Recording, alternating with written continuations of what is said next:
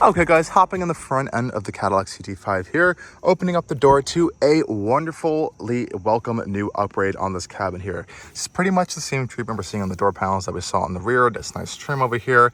You know, generally I think materials could be a little bit more nicer. Cadillac does have some nice new buttons and switches in their lineup now in the Lyric and their newer vehicles, which I don't think is translating over to the CT5 or CT4, but at this price point, I'd like to see some more nicer materials, but they all feel quite nice. Just the plastics are a little bit on the cheaper end.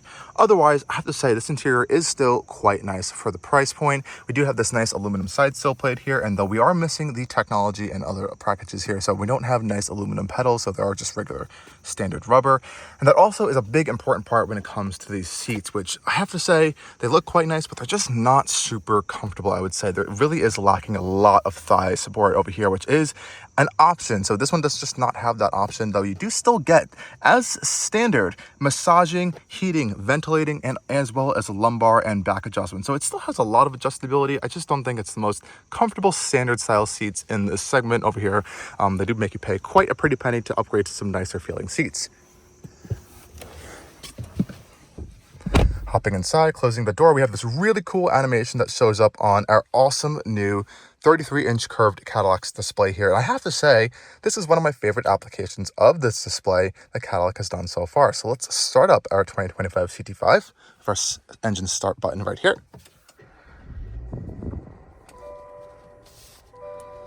And as you can see, we also have Supercruise, which is, yes, standard on the CT5. So this is what I've been talking about when I've been saying you're getting a lot of value for your money here. You're getting Supercruise standard on the 2025 CT5. That is a huge plus, I have to say, especially for someone who's doing a lot of long business trips or road trips. This is going to be a game changer on the highway here, especially at a standard price point here. A lot of manufacturers pay quite a pretty penny to upgrade to even these kind of higher end style driving systems here. So what's new for 2025? Well, you're staring right at it. Essentially, we have Cadillac's latest curved 33-inch display here. We've seen this now in the Lyric and the XT4. It's making their way through the lineup here, but I have to say I was not a big fan of it in the Cadillac XT4. It was very unusually placed, I would say, on the dash, and I couldn't really see it through the steering wheel. I don't really have that issue here. It actually works quite well. I think it's a little more upright. It feels a little bit longer actually to me, even though it's not, but I think just the positioning is much better here on the CT5. So you can see on our left hand side over here, we've seen this quite a bit. We have gauge. We can change this to a maps, which will display Google Maps or Apple Maps depending on what you want to use, as well as a cleaner style display here. I would wish there would be a nice dedicated screen for like a Supercruise style system. You really only are limited to this tiny little box down here when you're using Supercruise.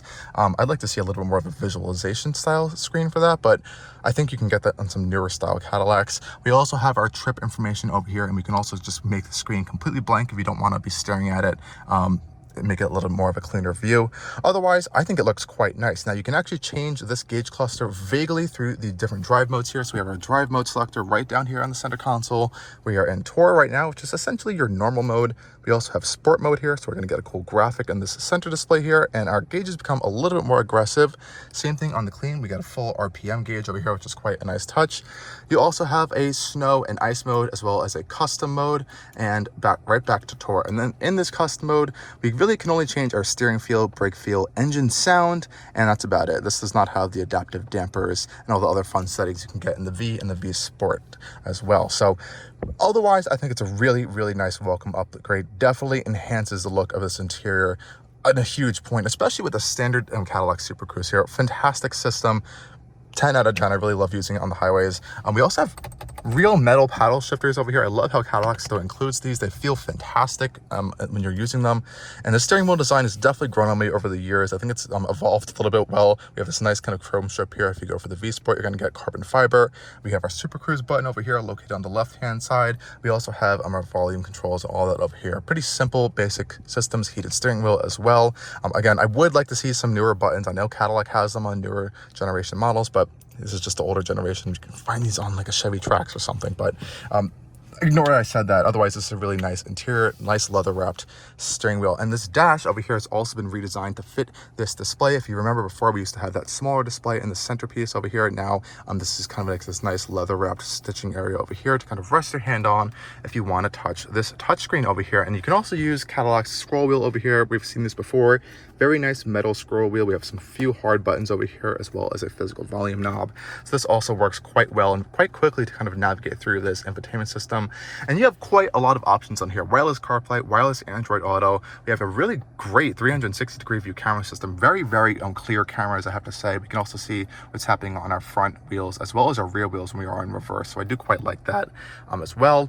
Google Assistant built in, the Play Store, Alexa, all of those fun favorite new features. Though, since we are missing out on some higher end packages, we don't get the air recirculation, the air cleaning. We also are missing out on a heads-up display here. We just have that little warning indicator over here for your forward front collision warning, as well as lane keep assist, which is activated and deactivated from this hard button right over here. And we have an insane amount of ambient lighting options. Cadillac really went crazy with ambient lighting on the 2025 CT5. There are so many different color combos you can do in this vehicle. It's pretty much endless. You can just pick a color and then it goes into like even deeper menus. You can change your brightness, split brightness. You can change your different like custom styles and stuff. Really like this. And you can also link it to a drive mode as well. So really cool stuff here with the ambient lighting, and it actually looks quite nice at night. Really helps to elevate this cabin. So thankfully they're kind of expanding that across their lineup as well. And otherwise, I think you have a 5G hotspot on here as well now. It's a really good system, and if you want to use Google Maps as well, it just looks absolutely incredible on this display here. It's the only mapping system that will take up this full display. Otherwise, Apple Maps will be kind of confined to that little screen here. And you can even have a crazy mapping style with both of them just pulled up at the same time. It's just a whole entire 33-inch display of Google Maps at this point. So that's a really cool thing that you can do that. But otherwise, you have the options to kind of customize a lot of this to your own liking as well. And you can also have these kind of card style layouts as well. Honestly, this display has really been improved over time. I've had some previous versions of it that have some electronic issues. That's had some electronic issues in the past, but I think they've kind of worked through a lot of that with updates over time. So happy to say no real major problems here. Coming down to the center console area over here, we have a nice wireless charging mat up here. It does get a little bit hot. It would nice to see this ventilated possibly in the future. Little storage cubby over here, and we also have two cup holders right in the center console area over here, which should be good enough to fit a good amount of different drink sizes. And this little panel over here has always kind of confused me because it's a little bit difficult to kind of reach. Really the only drive modes thing is the quick access button, but we also have an auto brake hold function, traction control, and a hard button for our auto stop start. So for all of you that don't like auto stop start, you can turn it off on the 2025 CT5.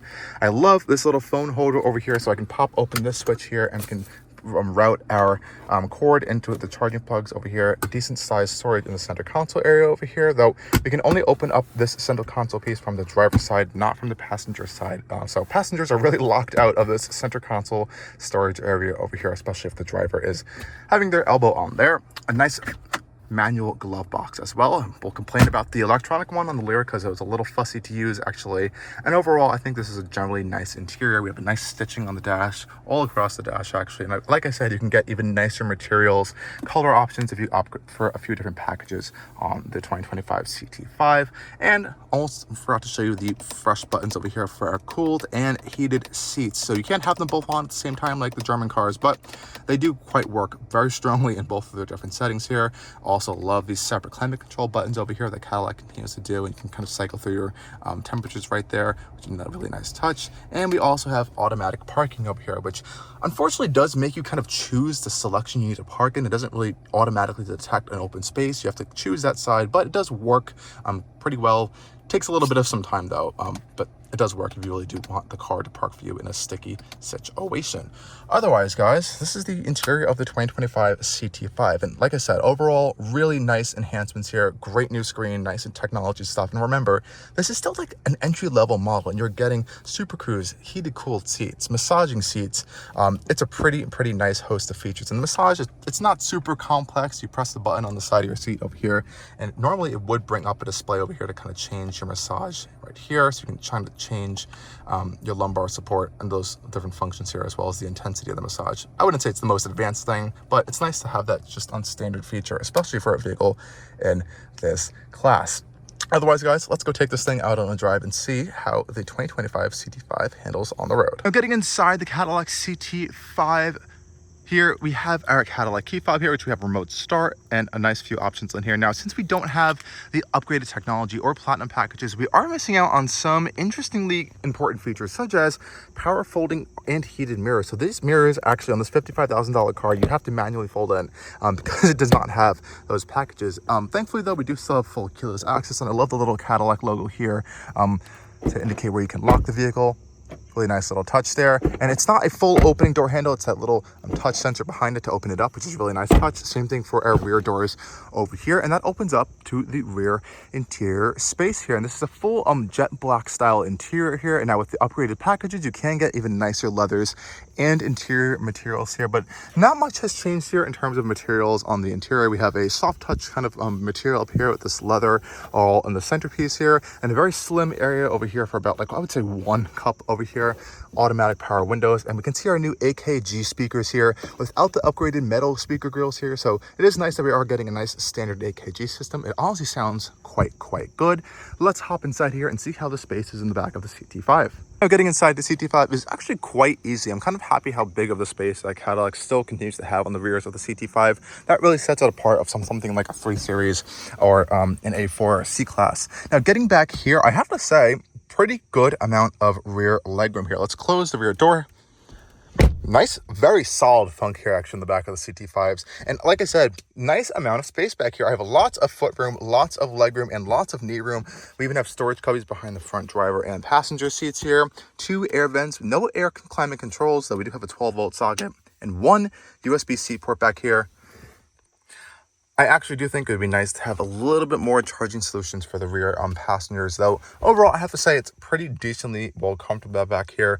There is a reasonably sized hump in the center of the floor here because, you know, this is a rear wheel drive architecture. We have our drivetrain going through here, setting power to the rear wheels. Thankfully, these seats are having a nice bucket to them, so they're not very flat, though I do wish there was a little bit more thigh support over here. The rest of the seat backs are actually quite comfortable. The one area over here, we do have 2 cup holders over here, is headroom. I think is a little bit on the tight side. You can see Cadillac has cut out these little caverns over here for your head, but me, for someone who's 6 feet tall, I'm actually kind of hitting my head a little bit. If I kind of sit back just a little bit here, I'm going to try to show you guys.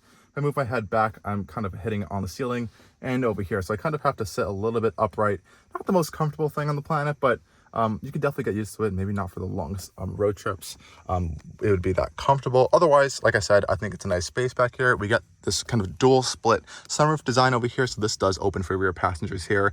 And I believe with the more and nicer package, you'll get a little bit more amenities throughout this interior. We do have a nice ambient lighting strip all throughout this entire door panel, as well as on that side, so it looks quite nice at night. But the real changes on this interior are on this front end, and check out that awesome new display. And we really got to go talk about what's happening up here, so let's go hop up front now in the 2025 CT5.